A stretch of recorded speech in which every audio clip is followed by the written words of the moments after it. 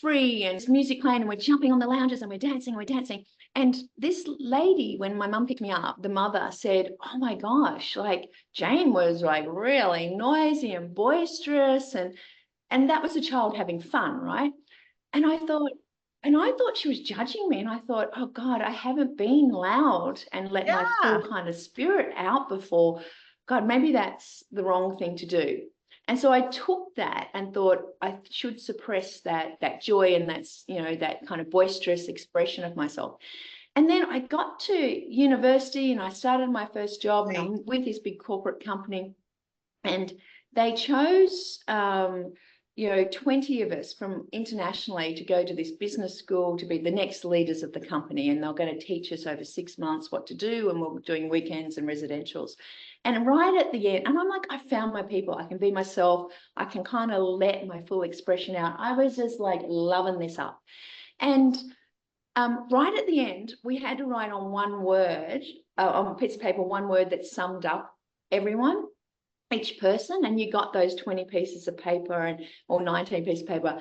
And I remember I was so excited. I was like, oh, what's people's impression of me?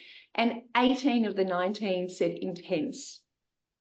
And I like just went, oh my God, I thought these are my people. I thought I could be my real self. I was devastated. I went home to my now husband and said to Todd, this has broken my heart. And he said, babe, maybe people haven't just been that interested in them before. Right. Intense is not a bad thing. And it gave me a chance through his words to reframe that. But God, I recognize at an age of like 22, 23, I was back at the 8-year-old and I'd been carrying that all that time. Like, how intense is that? Yes. And I take that as like I'm too much because I used to hear that. Like, so it's funny because after I did William's work, I realized like at first I thought it was, oh, I talk too much. And I just went with that. I'm like, oh, I only have one dark shadow. That's it, just one. And it's I talk too much. But look at me, I'm a speaker now. So, but as I do his work even more, I realize there's more dark shadows of like where did it show up that you're not wanted here. That's why nobody invites you. And like even now, if someone's having a party and I'm not invited, and it could be like, well, we knew that you're going to be in Africa, so like we didn't even think about inviting you. And I'm like, okay, but I still want to be invited. Yeah, isn't that Still interesting? want to be Want invited. that childhood kind of separation experience fulfilled and validated to say you're okay, you're accepted, there's a place that you belong in other people's lives. Right.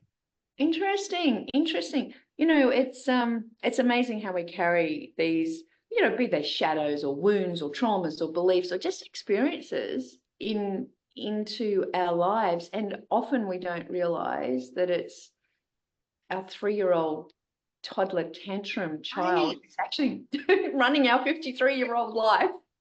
And if we go back to what William says, Yeah. our thoughts and feelings are not real. Like that thought of not being invited isn't real. And the feeling of not being invited because of the thought of not being invited, it isn't real. I've made it up because of a situation that happened when I was 10 years old, 40 years ago.